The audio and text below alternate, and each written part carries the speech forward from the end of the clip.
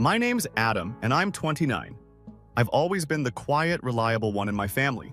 The steady rock, the problem solver, the one who never complains. My older sister, Emily, 32, has always been the star.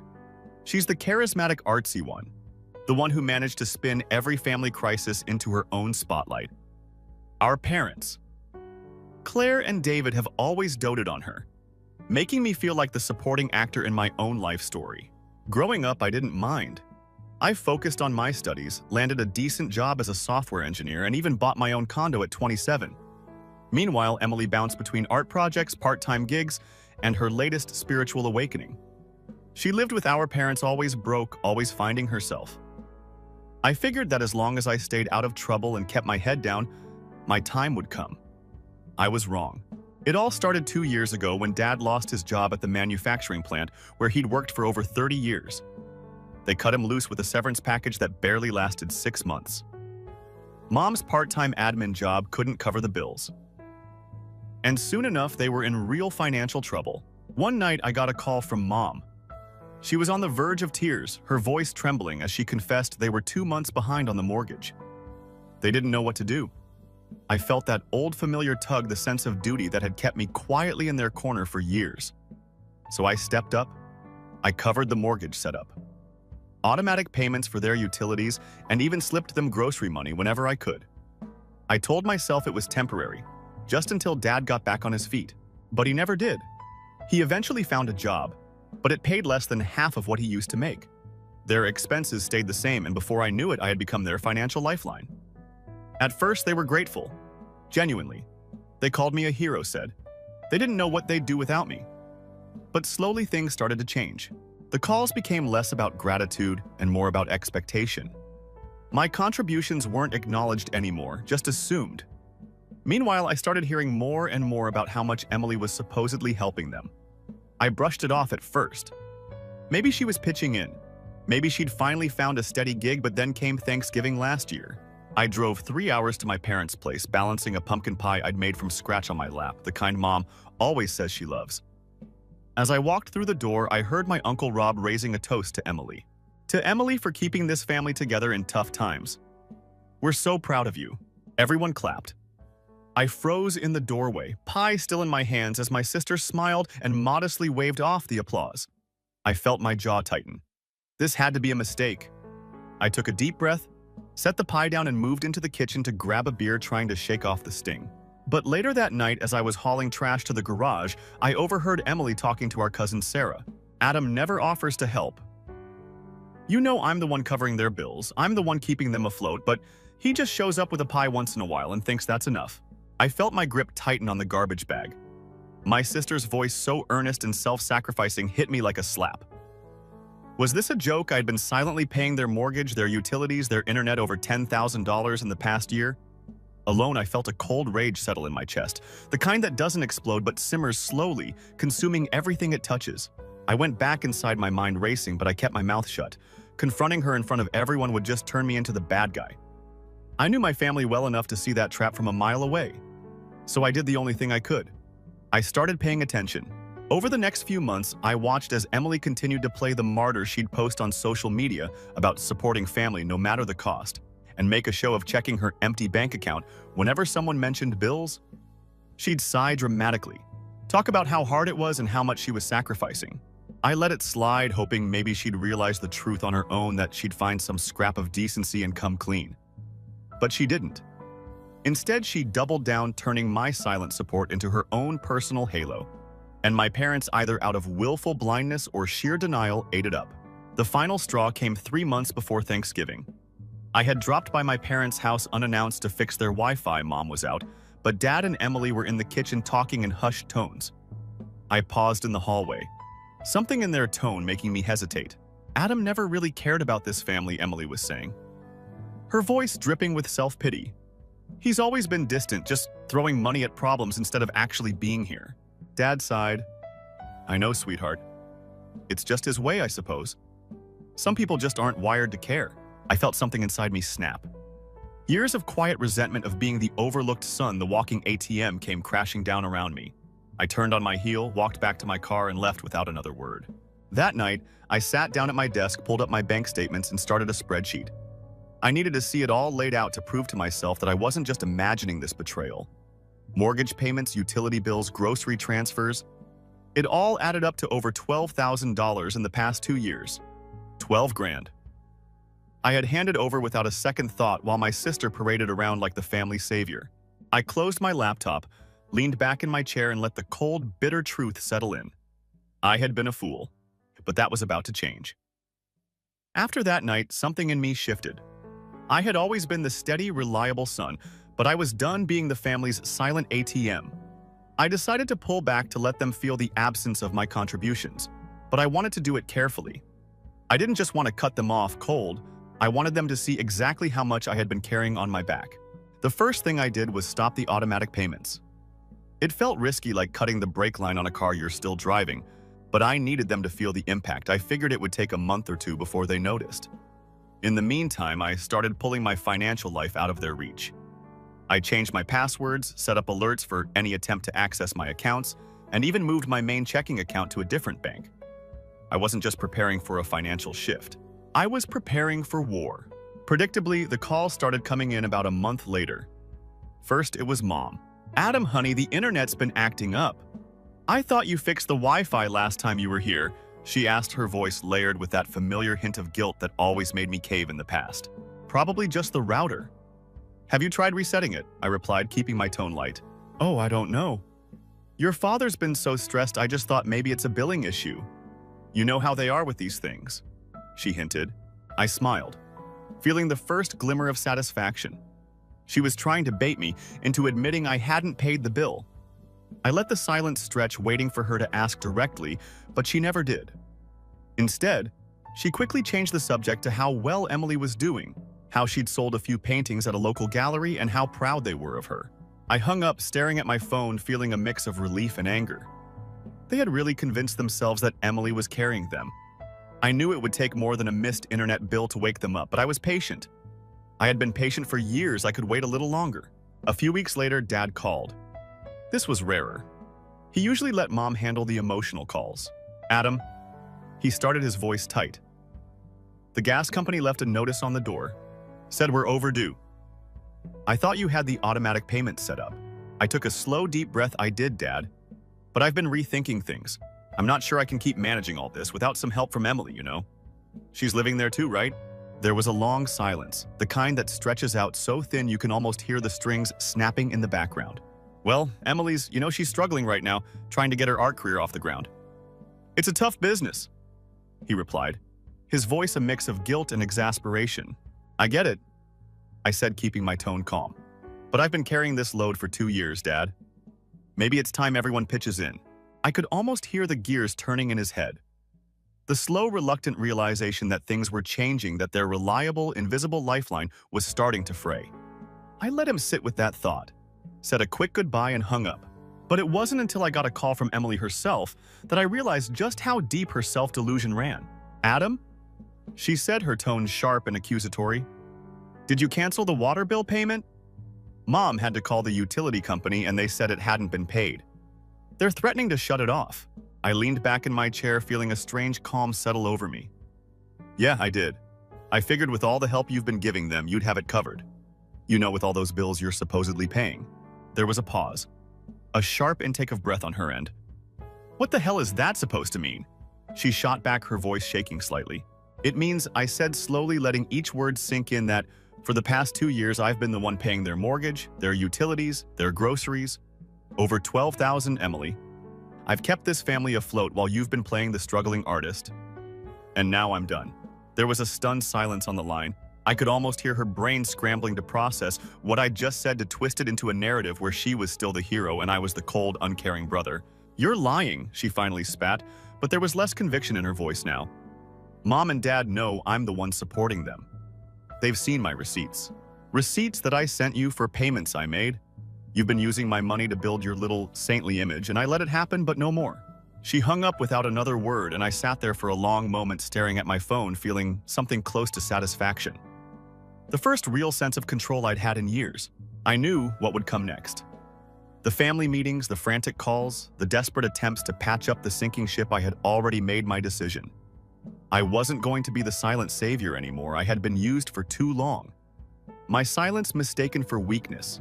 I was done being the quiet one. Now it was time for them to hear me. The fallout from my confrontation with Emily hit faster than I expected. Within days, my phone started blowing up. Mom left me 3 voicemails in a row, her voice a mixture of confusion and panic. I ignored the first 2, but by the third, curiosity got the better of me. "Adam, please call me. I don't understand what's going on. Your sister is in tears. She says you're cutting us off." "What happened?" "We've always been a family. Please just call me back." I sighed, tossing my phone onto the couch. I knew I had to address this, but part of me wanted to let them stew in their confusion a bit longer. They needed to feel the void I had left to truly understand just how much I had been doing behind the scenes. A few hours later, Dad called. His tone was sharper, more accusatory. "Adam, what is this nonsense? Your mother is upset. Emily is beside herself, and now we're getting past due notices. This isn't like you." I took a deep breath, feeling the familiar pull of guilt and obligation, but I forced myself to stand firm. This time I wouldn't let them manipulate me into silence. "Dad," I said, my voice steady, "I've been carrying this family financially for the past 2 years. Mortgage payments, utilities, groceries, you name it. I've covered it. Over 12 grand. And all I've gotten in return is my sister taking credit and you both acting like she's the savior of this family, while I'm just the distant, uncaring son. I'm done." There was a stunned silence on the other end. I could almost picture my father, his jaw tightening as he struggled to process my words, his mind racing to fit this new information into the carefully constructed narrative he had clung to for so long. "What are you talking about?" He finally managed, his voice tinged with disbelief. "Emily has been helping us. She's been making sacrifices." With my money, I interrupted.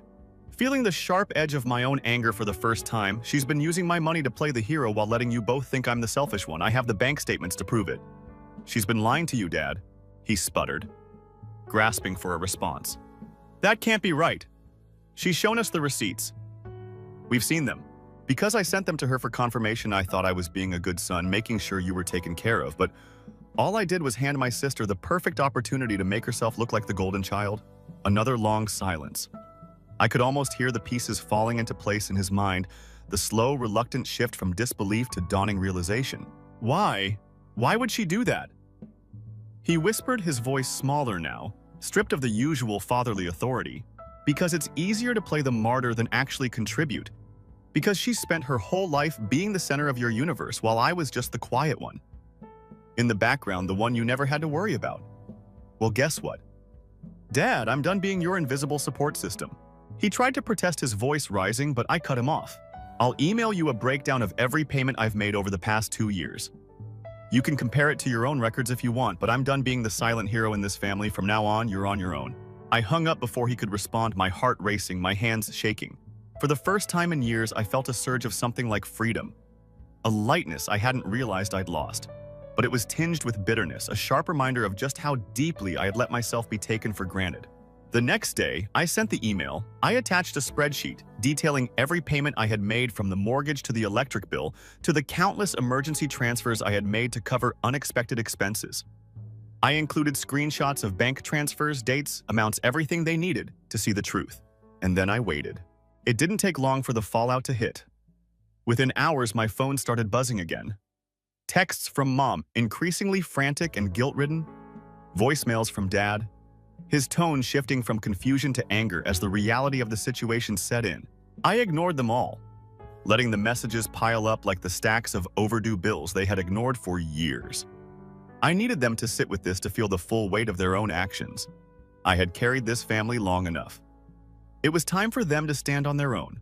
The final blow came a week later when I received a letter in the mail.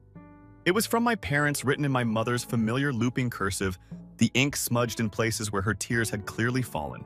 "Dear Adam, we don't know what to say. We had no idea. We thought we truly believed that Emily was the one helping us, that she was sacrificing for our sake. We didn't see how much you were doing, how much you had given. We failed you. And for that, we are so deeply sorry. Please, let's talk. We can fix this. We can make things right. We just want our family back.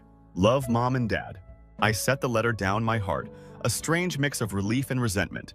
It was too little too late. The damage had been done. They had chosen their golden child over me for years, had let themselves be blinded by the comforting lie Emily had spun. And I had paid the price. But I was done paying. From now on, my loyalty would be to myself. After sending that email, I braced myself for the inevitable fallout. I knew my parents would struggle to accept the truth, to face the years of emotional and financial neglect they had piled onto me while praising Emily's hollow sacrifices. But I hadn't anticipated just how deeply they had bought into her lies. 2 days after I sent the email, my doorbell rang. I wasn't expecting anyone, so I checked the camera feed. It was my mother standing there in her old worn coat, her hands nervously clutching her purse. Her eyes were red, her hair disheveled. I felt a pang of guilt, a reflex honed over decades of being the responsible one, but I pushed it down. I opened the door, leaning against the frame, keeping my expression neutral. "Mom?" I said, my voice flat. "What are you doing here?" She looked up at me, eyes swimming with fresh tears. "Adam, please, we need to talk. I don't understand what's happening. Why are you doing this?" I let out a slow, controlled breath, the kind you take when you're trying not to scream. "I'm not doing anything, Mom. I'm just stopping. Stopping the silent support, the thankless bailouts, the financial crutch you've been leaning on for 2 years without even realizing it was me." Her face crumpled, the tears finally spilling over. She reached for my arm, but I stepped back, unwilling to let her physical affection break my resolve. She looked up at me, her eyes filled with that same helplessness I had seen so many times before. The look that had always broken me made me cave, made me reach for my wallet or my car keys or whatever was needed to fix the problem. "Adam," she whispered, her voice breaking. "Please, we didn't know. Emily told us. She showed us receipts. We thought she was the one helping. We had no idea. You have to believe me." I closed my eyes for a moment, letting the wave of anger and disappointment wash over me before I forced it back down.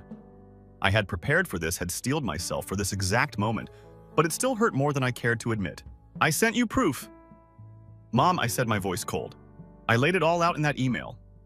Every bill, every transfer, every late-night rescue. I've been carrying this family financially for years, and you never even noticed. Instead, you let Emily spin her little martyr narrative while I got cast as the distant, uncaring son. I'm done playing that role." She started to sob, her shoulders shaking, her hand still reaching for me, but I didn't move. I couldn't. If I let her in now, if I softened even a little, I knew I'd be pulled right back into the same toxic cycle. "Adam, we never meant to hurt you. We just thought Emily needed more support. She's always been fragile.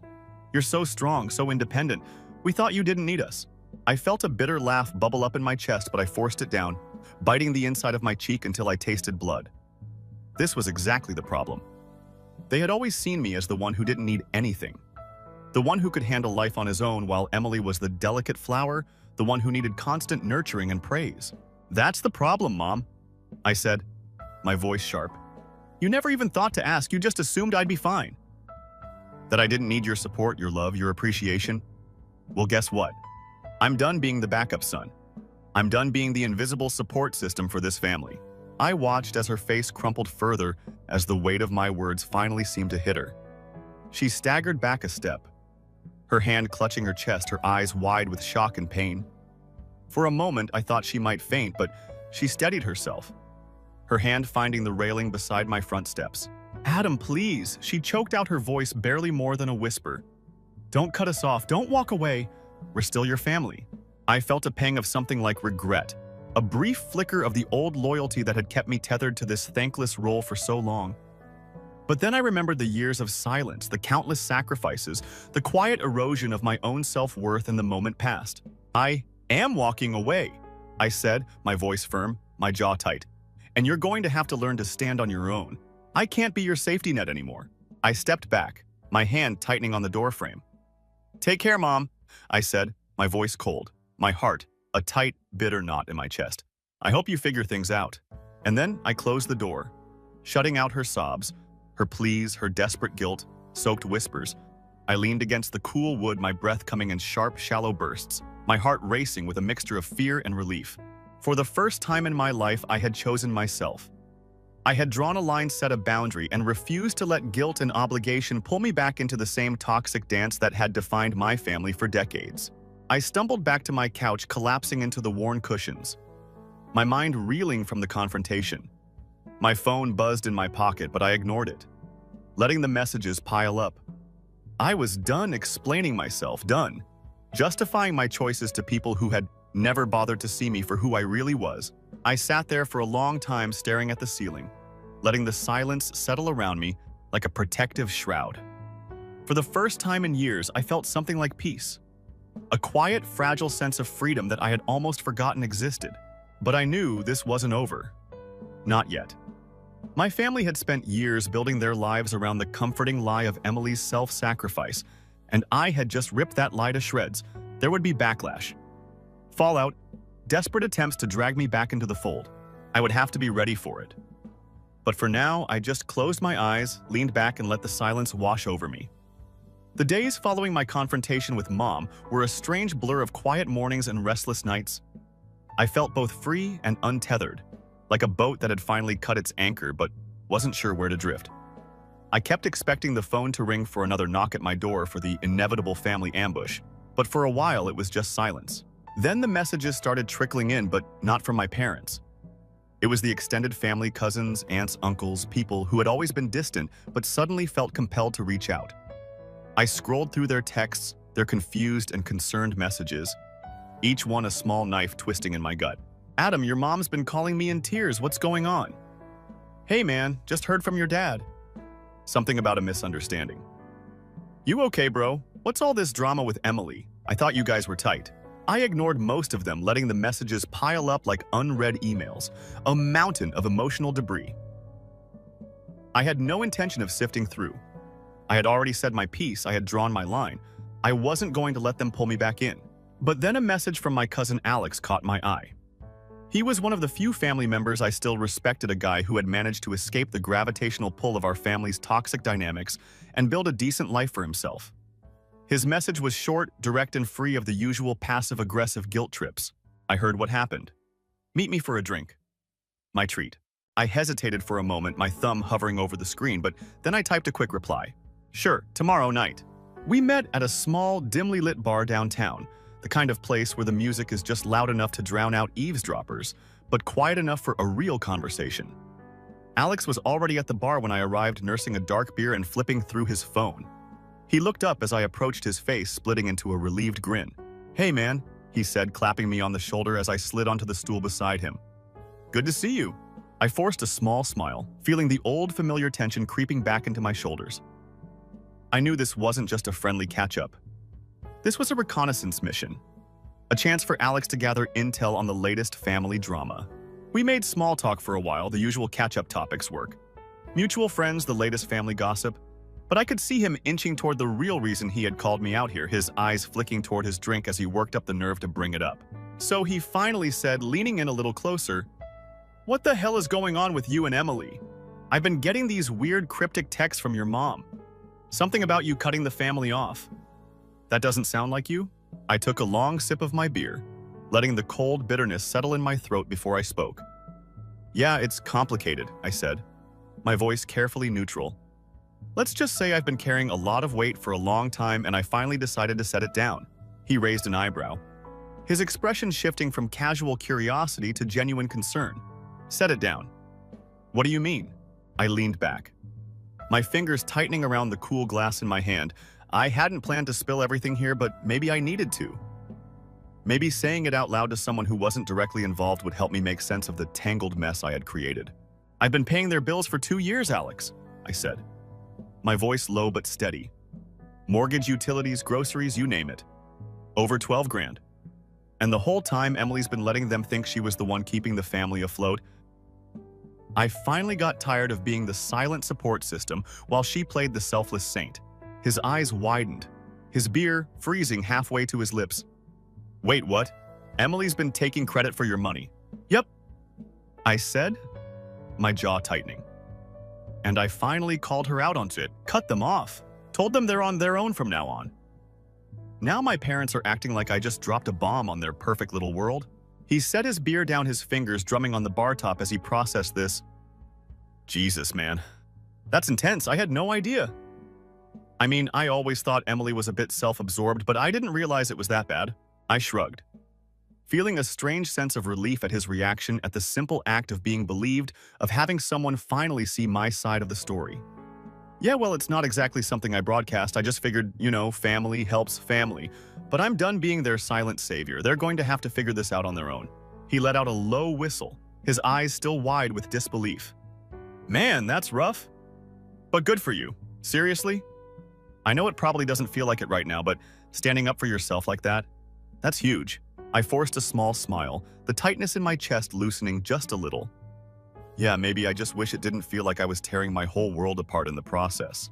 He clapped me on the shoulder again, his grip firm, reassuring. Hey, sometimes you have to burn the old world down to build a better one. Just don't forget you've got people who have your back. You're not alone in this. I nodded, the knot in my chest unraveling just a little more. Maybe he was right. Maybe this wasn't the end of my world, but the beginning of something new, something better. We finished our drinks, the conversation drifting back to lighter topics as the bar filled up around us, the low thrum of music and conversation drowning out the echoes of my family's betrayal. When we finally parted ways, Alex pulled me into a quick, fierce hug, his voice low but firm. Stay strong, man. You did the right thing. I watched him disappear into the night, his figure swallowed up by the city lights, and for the first time in weeks, I felt a flicker of something like hope. A small, fragile spark of possibility. I just hoped it would be enough to carry me through the coming storm. The calm after my conversation with Alex didn't last long. Within days, the full force of my family's backlash hit me like a tidal wave. It started with a late-night call from Emily, her name flashing angrily on my screen.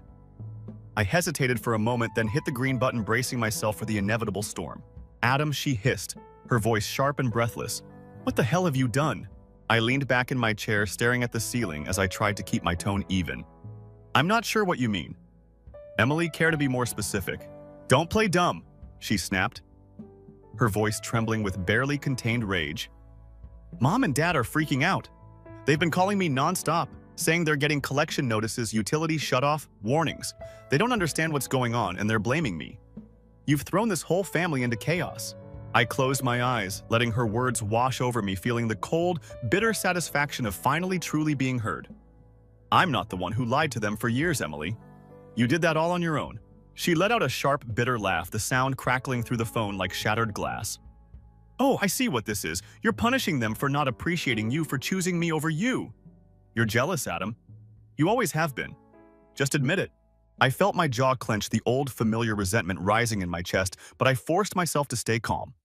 I wasn't going to let her twist this to turn me into the villain in my own story. Jealous. I said, my voice low and steady. Of what exactly?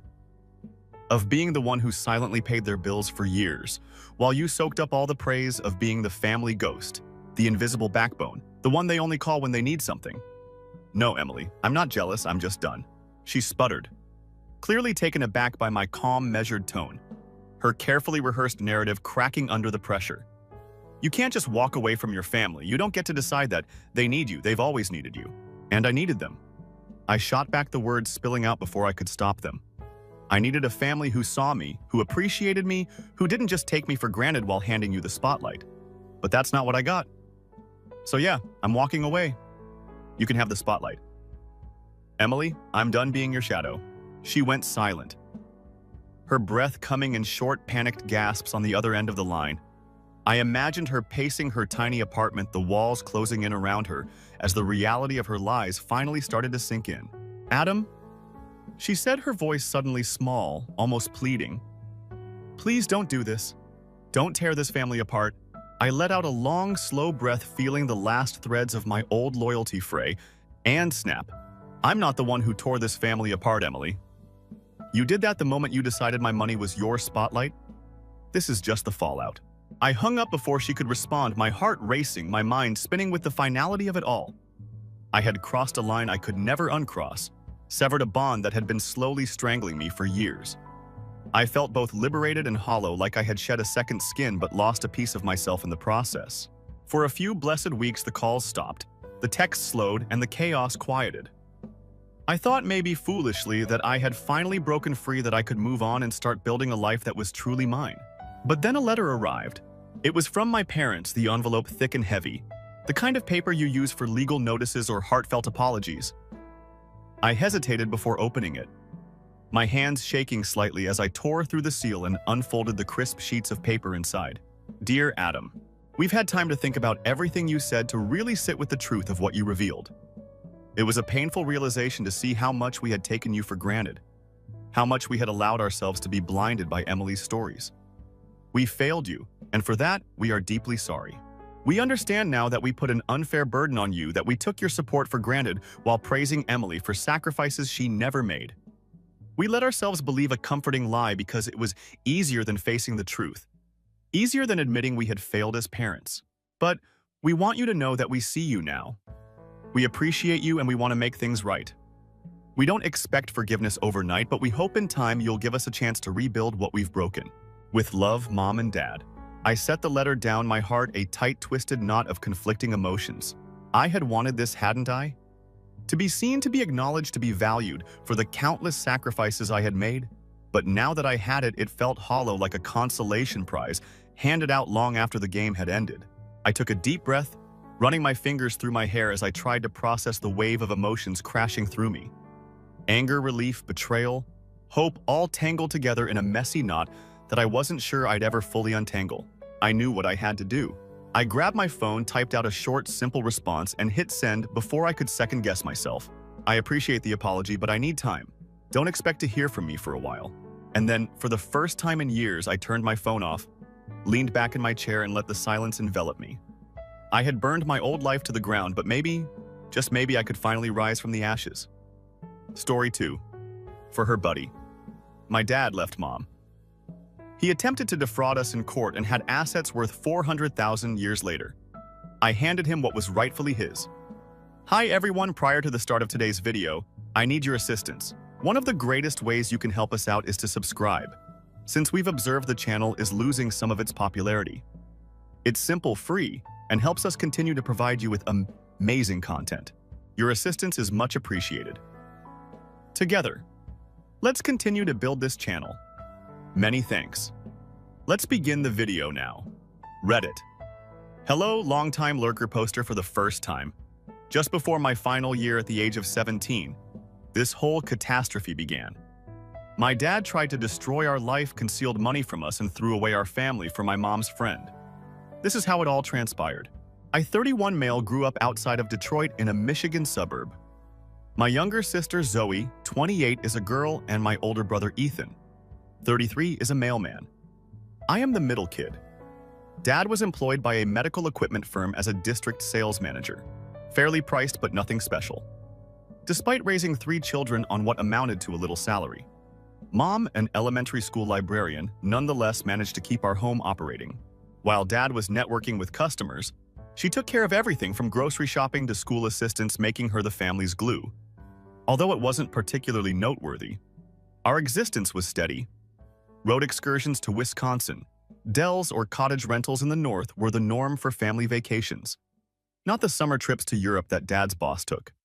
We had automobiles that were useful till they broke down. Every year, Dad would speak about getting a Lexus, but for some reason that year never arrived.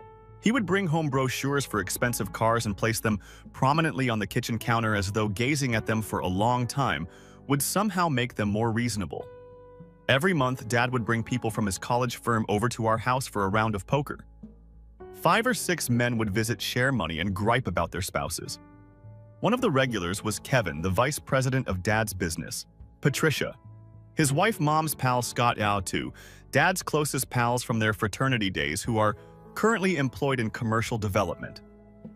Other than running a successful commercial real estate company, Scott had no obligations and was a permanent bachelor. Scott was off to Vegas or purchasing another investment property, while Dad was unable to stop talking about public school meal programs throughout supper. In his late 40s, Scott was able to semi-retire while still earning a good living because to a small commercial real estate portfolio he had accumulated in his 30s. Every few months he would arrive to poker night in a different German vehicle and teasingly remark that he had negotiated a deal with a client. Even though Patricia was in her late 40s, she dressed and behaved as though she was attempting to obtain a spot on Real Housewives. Those blatantly evident cosmetic treatments that seemed fine on Instagram photos. Uncanny Valley, however, in person. She would wear heavy makeup when she came to our place for poker night, looking at her reflection and all that reflected back at her. Patricia was constantly wearing luxury clothes with eye-catching logos. She would start assessing our home as soon as she arrived, touching furnishings and making inquiries. "Have you ever considered upgrading these countertops?" Mom asked. Pointed questions. Laminate is quite useful. According to rumors, Kevin married her because of her family ties, which helped him get the vice president job. While Patricia struggled to climb the social ladder, he was a strategic, quiet man who had ascended the business one. Every time Patricia said anything really patronizing, he would give my mom these little contrite looks. I now believe Kevin was aware that Patricia and my dad were not getting along. He simply didn't want to publicly acknowledge it. Mom would simply grin and look for a reason to inquire about supper. She didn't act combative. Patricia obviously viewed this as a vulnerability that she could take advantage of. Mom was the kind of person who would prefer stay out of trouble than start a fight. She benefited from this quality in a school library full of boisterous children, but it also made her more susceptible to social predators like Patricia, who prey on those who are seen as weak. After her divorce, my Aunt Jen moved in with us during my junior year of high school. She was 5 years Mom's younger sister. She was blunt, unrepentant, and had a keen legal mind from her time working as a paralegal at one of the best companies in Detroit. On the weekends, she rode a Harley, possessed a concealed carry license, and was the epitome of 0F to give. When Aunt Jen was around, Patricia made her typical passive-aggressive remarks for the first time. Jen simply gazed at her till Patricia took a step back. It was similar to seeing a domestic cat suddenly become aware when a panther was about. Dad detested her presence, claims that she had a negative impact on her mother. She was the only one who saw through his nonsense from the beginning. And now I know why she never trusted him again when she saw him flirting with a cocktail server at a corporate Christmas party 2 years prior. Dad would question when she was getting back on her feet and make little jabs about her living condition. Dad and Patricia's relationship wasn't particularly subtle, even though she had a higher-paying job than he did. Conveniently, they would both need to check something in the garage or get more ice and disappear for 15 minutes during neighborhood cookouts or when it initially occurred. I didn't get the connection, but I thought it was strange. Even I, a naive adolescent, had worked it out by the 6th time. In retrospect, I believe Mom was simply in a state of profound denial, even if she appeared unaware. Sometimes I caught her staring at Dad with this detached expression, as if she were attempting to solve a missing variable math problem. Once during a neighborhood party where Patricia had been especially handsy with Dad, I heard her sobbing in the restroom. However, she pretended nothing was wrong when she came out, but Scott wasn't unaware. He gave them this disdainful glance once. But then he saw me and abruptly shifted the topic. Later on, he would tell me that he had twice attempted to warn his father off, but his father had dismissed it as harmless fun. Dad was known for that reduce, deflect, refuse. I was concentrating on college applications and keeping my GPA stable 2 months before my senior year. The text messages weren't found by mistake when our dull, everyday suburban lives fell apart and none of us were ready for the nuclear fallout. This wasn't a moment in a movie where the mother finds out about her father's infidelity while using his phone to check the weather. For months, Aunt Jen had been observing Dad's actions. At last, she persuaded his mother to look at his phone one Sunday morning. They waited until Dad was taking a shower and took his unlocked phone. While Ethan and I were at baseball practice, the genius sorted through his texts using his birth date as his passcode. They discovered hundreds of texts dating back nearly a year between him and Patricia. Plans for future communication at the relationship level. Not simply lighthearted sexting grievances over their present circumstances. It was evident from the texts that they had been sleeping together while Dad was trash-talking and Kevin was in sales meetings. Our family budget and Mom's looks. Dad had complained to Patricia about the high expense of my braces, the depleting effects of Zoe's dancing classes, and how Ethan's college tuition was stealing his retirement. He had also emailed Patricia thorough financial breakdowns of our family. In one communication, he informed Patricia that he felt ashamed when people inquired about his wife's occupation and that Mom's librarian pay was pitiful. The man who had urged Mom to accept that job since the hours aligned with our school calendar is saying this. Unlike in movies, Mom didn't yell or hurl plates. The next morning, she phoned a lawyer after systematically taking pictures of everything and sending them to her email. She was introduced to Catherine Schultz, one of the state's leading divorce lawyers, by Aunt Jen. In Michigan's legal community, Miss Schultz was a legend. She was known for thoroughly discrediting unfaithful husbands in court. The walls of her office were plastered with notes of gratitude from the ladies she had worked with. Jen felt she was worth the $400 hourly retainer since she had worked with her on 3 prior instances.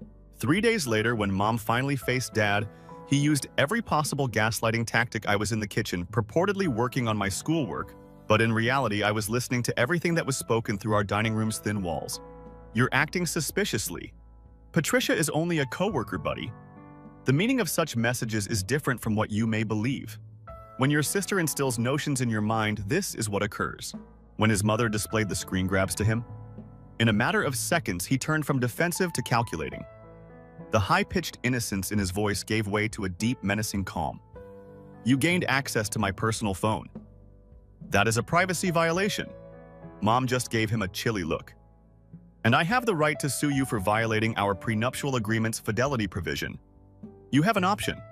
I had no idea that they had a prenuptial agreement. It turns out that prior to the wedding, Mom's parents had insisted on safeguarding the tiny fortune her grandmother had left her. Dad hadn't given it much consideration before signing it. Since at the time Mom had no tangible assets, he would ultimately fail because of the prenuptial agreement. That evening, while packing, Dad moved out. He persisted in attempting various strategies, including guilt trips about how severing the family would ruin the children and covert financial threats. A neighbor informed us 2 days later that he had immediately moved into Patricia's McMansion in the exclusive neighborhood across town. On the day after Dad left, Scott stopped by the home. In our kitchen, he stood clumsily moving his weight from foot to foot as if he were worried that the floor would give way beneath him. Your dad is making a big mistake here, Alex. I attempted to reason with him, but he gave Mom an envelope instead. Charity isn't here until the legal issues are resolved. It's an advance on what he owes you. Scott persisted despite Mom's attempts to decline. I have known your spouse for 20 years. I am aware of his methods. He has already sent funds. Think of this as a loan. Until your lawyer confronts his nonsense. When he departed, Mom started crying. It was the first genuine emotion I had witnessed in her since discovering the letters. While the judicial system caught up to Dad's financial antics, the envelope had enough money to cover grocery and home payments for 2 months. Later, I learned that Scott had been keeping tabs on Dad's financial activities for months, seeing how he had been progressively moving money to secret accounts, lending money to fictitious businesses, and creating a financial escape route. Scott had acted foolishly throughout those transactions, even assisting Dad in opening some of the accounts while maintaining thorough records that he would subsequently give to Mom's attorney. Dad started by removing access to all joint accounts, including bank savings and credit cards. He even pledged to keep the college fund accounts in our names, but he kept them in himself. He changed all the passwords, phoned the banks the day after he moved out, and basically left a lady with 3 children and a mortgage in a precarious financial situation.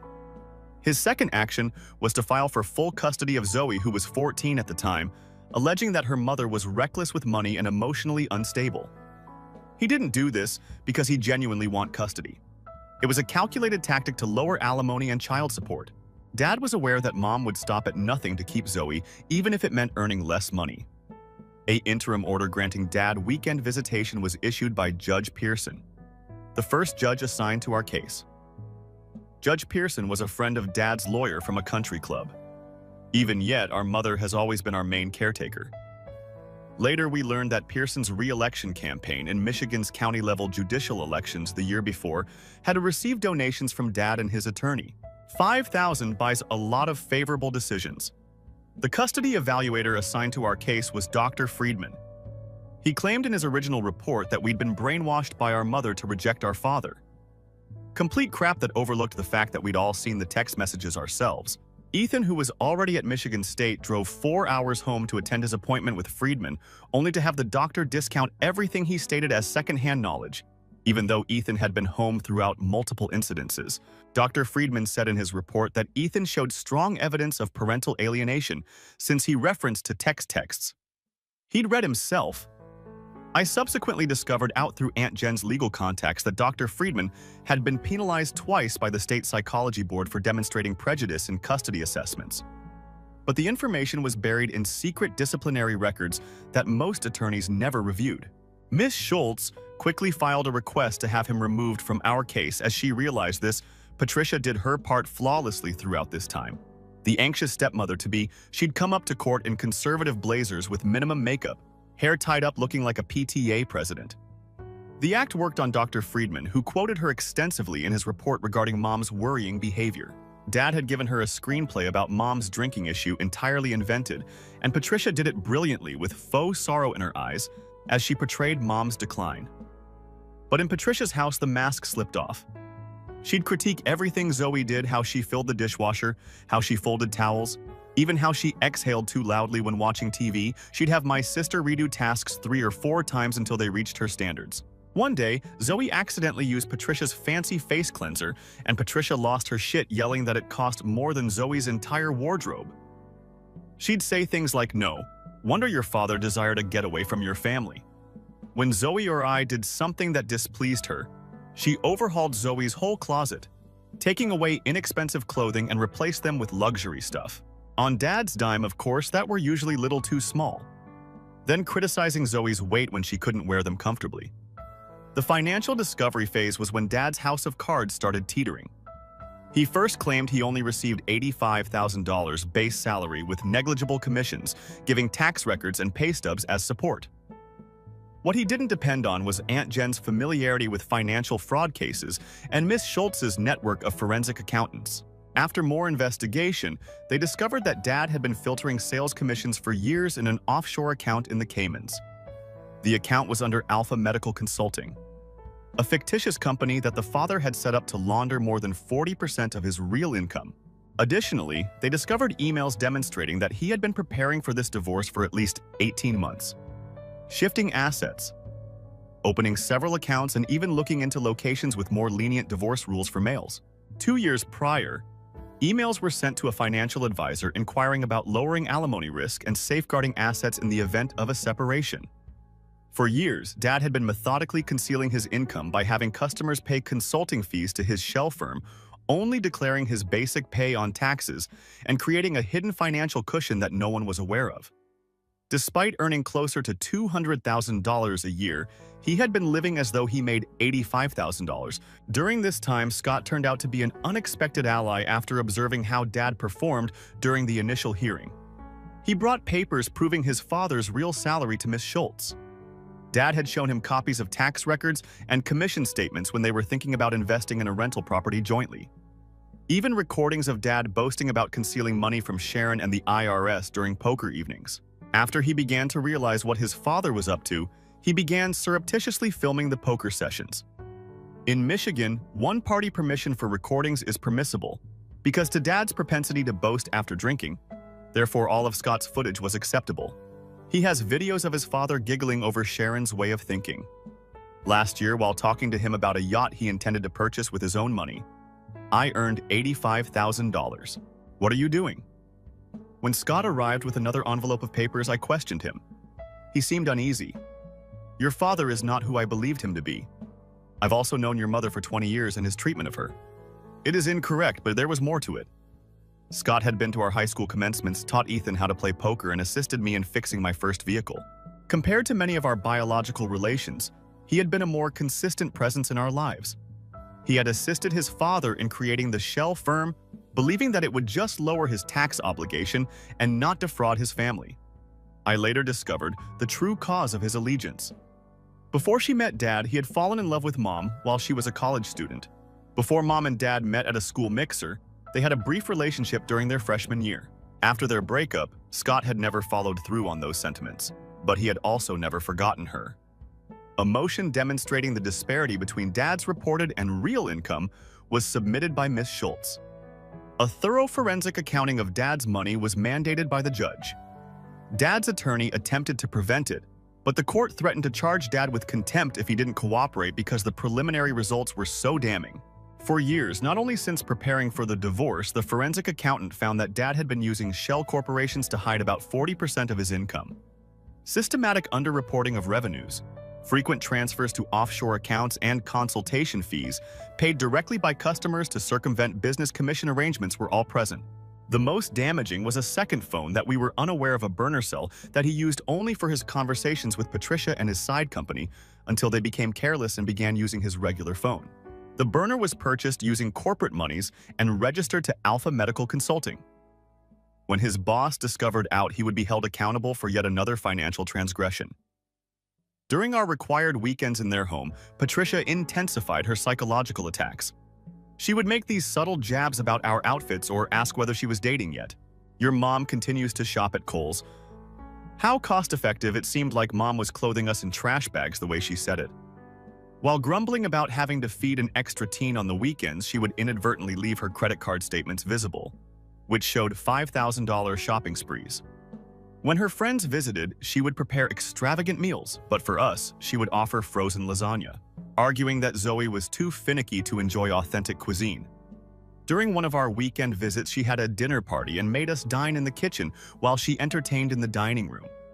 When guests noticed us, she introduced us as Kevin the stepchildren. I was questioned by a visitor if I was my father's son. Patricia interrupted right away, saying that I was from Richard's past existence, like his father had been a spy or a prisoner. Instead of spending more than 20 years married to mom, Patricia had a fixation with looks. She once forced Zoe to change before heading to the grocery store because her attire didn't match the interior of the car, and she would shoot hundreds of pictures before selecting one to upload. She would even rearrange decorative pillows if they were a little off. I wish this were a lie. During our trips, she would arrange for her personal trainer and show us her pricey exercise equipment, making sure we saw the $200 price tags she had neglected to take off. While I was having breakfast, she would stretch ostentatiously in the kitchen and talk loudly on the loudspeaker to her buddies about their planned spa weekend. Dad hardly showed up for these visits. He spent most weekends away from home, either working, playing golf, or attending client dinners. When he was there, he would hide in his home office and only come out to criticize something we had done or to inquire about how we were acting. He would dismiss our attempts to explain what was going on with Patricia. That's not what Patricia would say. He would brush her off as if her word were somehow more trustworthy than his own children. Within weeks of leaving, he purchased a brand new Lexus, something he could never afford while providing for us. Evidently, Dad's well-crafted facade began to fall apart 8 months into the divorce. Evidence of at least $430,000 in concealed income over 3 years was discovered by the forensic accountant. After looking over Dr. Friedman's disciplinary record, the court granted Mrs. Schultz's official request to have him fired for demonstrating bias. Dr. Martinez was appointed as a fresh assessor. And rather than dismissing us as manipulative children, he genuinely listened to us. In contrast to Dad's account of Mom's destructive parenting, Zoe's teachers, who were questioned by Dr. Martinez, attested to the fact that she had been a contented and well-behaved student before to the divorce. She also pointed out that Dad's sudden concern for Zoe's welfare coincided with his financial obligations related to custody, which was suspicious. Dad chose to escalate rather than back down.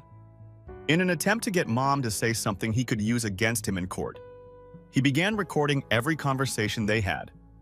He would unexpectedly show up at my football games and start a fight with the coaches about wanting to film from the sidelines.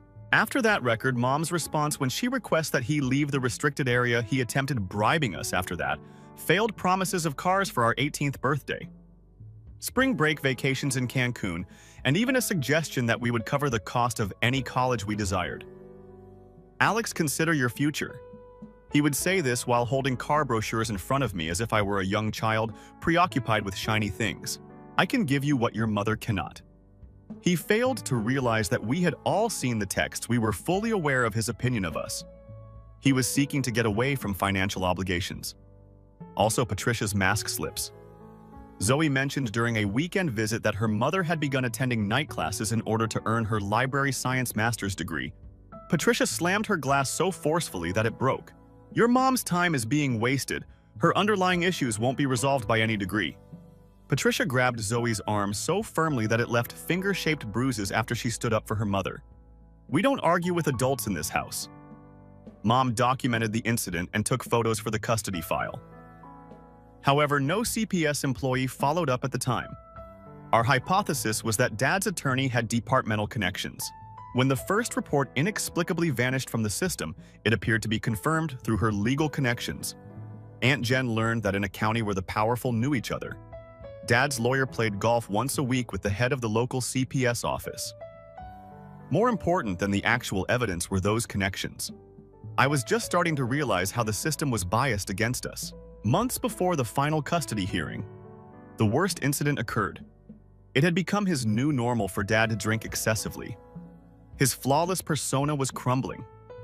As the case dragged on and more financial improprieties came to light, the medical equipment company had started an internal audit after being contacted by the divorce court, and Dad was facing questions at work about discrepancies in his client accounts. Several clients had been contacted by the forensic accountant and confirmed they'd paid consulting fees directly to Dad's shell company payments that should have gone through proper company channels with appropriate commission split.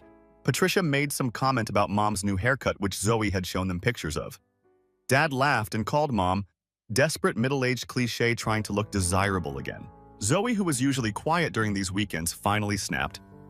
At least Mom's not sleeping with someone else's husband. Dad lunged across the table and grabbed Zoe's wrist so hard she cried out, "You don't talk about Patricia that way." In her house, I stepped between them, shoving Dad back hard enough that he stumbled. Touch her again and see what happens. At 17, I was already taller than him and had been working out daily, channeling my rage into bench presses and deadlifts. Dad backed down, muttering about ungrateful brats as he retreated to the garage where he kept his drinks. I managed to record several of these instances on my phone.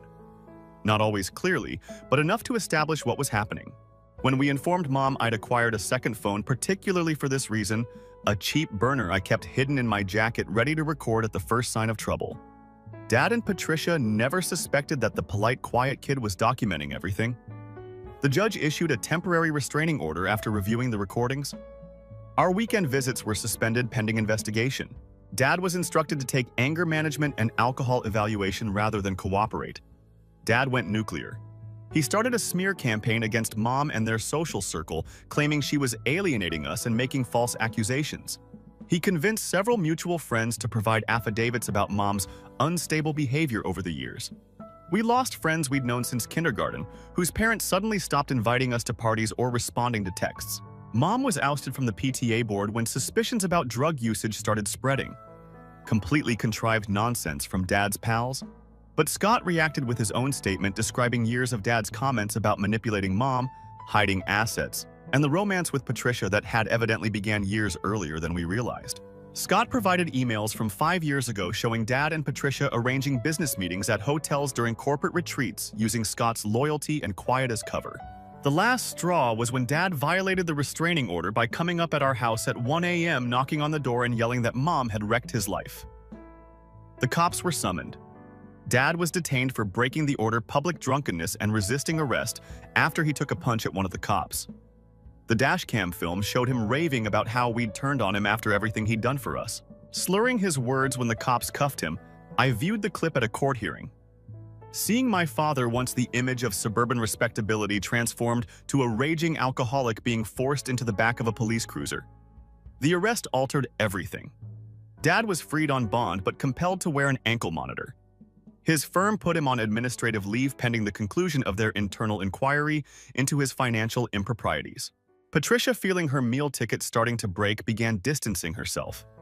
Our neighbors reported seeing Mom with other guys when Dad was at work, and her social media showed her suddenly reconnecting with former loves, laying groundwork for her next move. She'd started wearing more exposing attire to her country club net, working hard with newly divorced CEOs and widower physicians. Our final custody court was planned for August, 3 weeks before Aunt Jen returned home looking like she'd seen a ghost. She informed her mother, "You won't believe who came to the firm today. Patricia." As it happens, Patricia had spoken with a divorce lawyer at Jen's firm. Jen was unable to divulge specifics because of confidentiality. All we needed to know was the fact. Patricia was already formulating her plan of departure, observing the signs as Dad's job collapsed and his case fell apart. Scott called the week before to our hearing. He had lunch with his father, making one more attempt to reason with him. It had not been a good meeting. Since 11 a.m., Dad had been drinking. He babbled about plots against him throughout the whole of lunch. Patricia has already moved on. Mom has been visiting a plastic surgeon from her country club, Scott informed her. Your spouse is utterly disintegrating. On his phone, Scott had pictures of Patricia in a restaurant in the next town with her new target. Over across the table, holding hands while Dad attended a court-ordered mental health assessment. Known for his work on Patricia's face, The surgeon, Dr. Williams, seems to have progressed to the rest of her body. Dad looked like complete trash when he arrived at the final hearing. Patricia was noticeably missing. After reviewing the restraining order violation report, the court rejected Dad's attorney's plea for a continuance. It was the third lawyer on Dad's legal team. After their positions became unsustainable due to the financial disparities, the first two had retracted, because Dad paid cash up front. His present lawyer, a bottom feeder who specialized in defending drunk drivers, took on the case. Dad's case suffered greatly as a result of Dr. Martinez's custody review. She kept a record of the episode with Zoe, the improper remarks, and the pattern of emotional manipulation. She suggested that Mom have full custody and Dad have supervised visits. She also mentioned Dad's troubling practice of financial manipulation and how it revealed a deep-seated intent to hurt his family for personal benefit after completing anger management and alcohol treatment programs. She claimed poverty in court and emphasized how his life had instantly changed once he left us. The monetary agreement was similarly significant, based on his actual income rather than the lower amount he had indicated. Dad was forced to pay hefty child support. The judge also granted Mom the house complete legal expenses, and 60% of the funds found Dad's deliberate and methodical attempts to deceive the court. And his family were expressly mentioned in the judge's judgment as an explanation for the disproportionately harsh decision. Based on his real income over the preceding 3 years, he ordered Dad to pay $175,000 in retroactive child support. He also ordered that future payments be deducted straight from his paychecks. Dad came up to us in the parking lot as we were leaving the courthouse. Scott moved in front of us, but Dad wasn't hostile. Simply pitiful. The warning seemed as hollow as his bank accounts were soon to be, but he added, "This isn't over." The whites of his eyes had become yellow, something that hadn't been there 6 months before, the first obvious symptoms of his liver deteriorating from drinking too much. We found out 2 weeks later that Patricia had moved in with her surgeon and had filed for divorce. First, she had depleted their joint finances, used the same strategy that Dad had applied to Mom. Dad was left with an empty flat and growing legal fees after she stole the artwork, nice furnishings, and even the lease on his Lexus. The internal audit of the medical equipment firm had grown, and there were suspicions that criminal charges may be brought. A number of customers had come forward to say that their father had paid them payments in exchange for referring them to particular suppliers. There was more corruption than we had previously found when Scott arrived with the news. He brought Kevin, Patricia's soon-to-be ex-husband, as a surprise guest. Kevin told his mother, "I should have warned you years ago. Patricia treated my previous wife in the same way. She has a pattern. Squeeze the life out of a married guy, destroy his house, and then go on to the next victim." After 20 years, Kevin had finally realized Patricia's deceit. After learning of Dad's offshore accounts, he looked into their finances and found Patricia had been transferring funds into secret accounts for years. Dad had coveted the VP job, but now it was in jeopardy since Kevin's wife's relationship with Dad affected his role in the company's internal probe.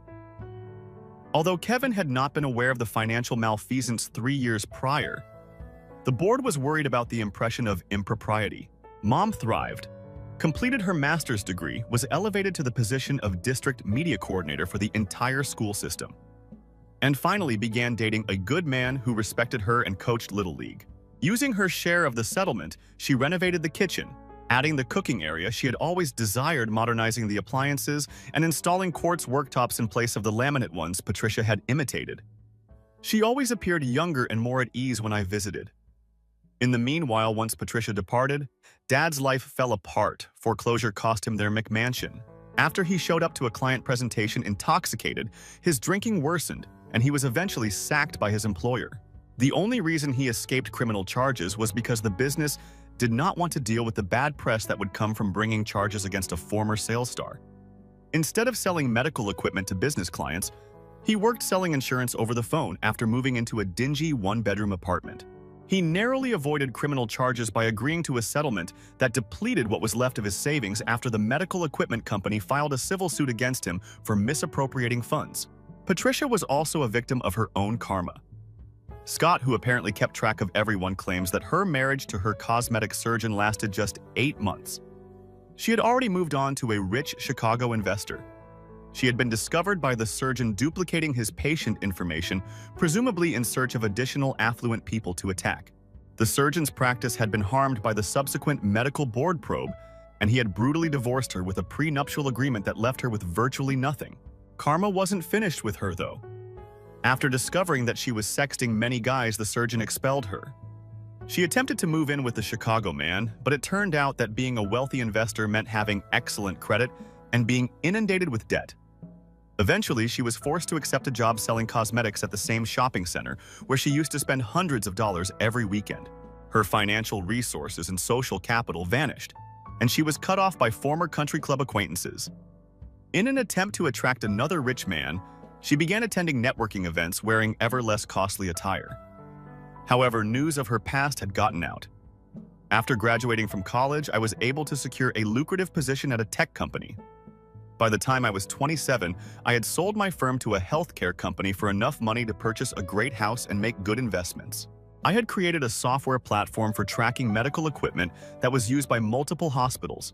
Patricia, of all people, began sending the messages at that point recently. Alex, you and your siblings have been on my mind. I hope the past is not a source of animosity. Reconnecting would be lovely. That meant exactly what I knew. Her decline was evident on social media. Dad gave her son a call 2 days later. I've been thinking a lot lately. I've been sober for 9 months. Change things for the better. I read about your accomplishment in the business journal. I'm very proud of you. I let him go on talking about his rehabilitation and how he was rebuilding his life one day at a time. What he truly meant was he needed money. His medical insurance had lapsed and he'd been diagnosed with early cirrhosis. The frequent drinking had finally caught up with him. Scott called to congratulate me on the company's sale. There's something you should know, he said. Your dad and Patricia have been reaching out to everyone from the old days seeking for ties to you. They've heard about your achievements. Scott got a kick out of the scheme. When I told him I decided to set up a small surprise, I invited them both to the same restaurant on the same night, telling both I wanted to meet discreetly. I scheduled reservations at neighboring tables with staggered arrival times, so they'd surely run into each other. I selected the restaurant carefully, the same posh location where Dad had previously brought Patricia while telling Mom he was working late. The expression on their faces when they discovered what I'd done was worth every dime of that supper. Dad, who is 20 years old, is still dressed in the same sports coat he wore during the divorce. Fast fashion knockoffs have taken the place of Patricia's expensive clothing. It's obvious that she neglected her plastic surgery. I don't understand, Patricia began. I assumed that the purpose of this private meal was to talk about a business potential. For her, I completed. Or was it to get back in touch with relatives? In Dad's instance, I crossed the table with 2 folders. Each included a whole dossier: bank statements, current residences, job history, and medical documents. Anything you might lawfully get given sufficient cash and the appropriate detectives. I have been keeping tabs on your circumstances, Patricia's housing issues, Dad's medical costs. I could assist. Of course I can afford to. However, I've decided not to. As Patricia continued to look toward the exit, planning her next move, Dad's hands trembled as he closed his folder. How did you, Dad, got things started? I responded. Desperation leaves a trail and money finds money. I got to my feet. I learned something from you families. Conditional allegiances, transactional. Karma is far too slow. I spent $100 on the table to cover the cost of the evening's unfinished food. Enjoy reminiscing about the past. You now have a lot of similarities. I found out 2 months later that Dad's liver illness had led to problems and that he had been taken to the hospital. The 3 of us children went more out of interest than worry. I need help. But I know I don't deserve it, he rasped. Not everything will be covered by the insurance. I leaned closer. Do you recall when you said that your bonus hadn't arrived yet and Zoe needed braces? Or when you said the insurer had rejected Mom's request for that procedure? As it happens, you had previously sent the funds to Patricia's account. A month later, I got a call from Scott. He said the words, "You're a cold bastard," but I could hear the grudging appreciation in his voice. I answered, I learned from the best, not my father. You demonstrated to me that devotion is more important than blood. Last spring, Mom wedded that little league coach. The expense of taking children on a real vacation in Europe was divided between Ethan and me, the one Dad always said he would have but never did. Zoe is receiving a scholarship to finish college as well as my startup capital. Some might refer to what I did to Patricia and Dad as retaliation. I just refer to it as consequences. They're living with them because they made their decisions.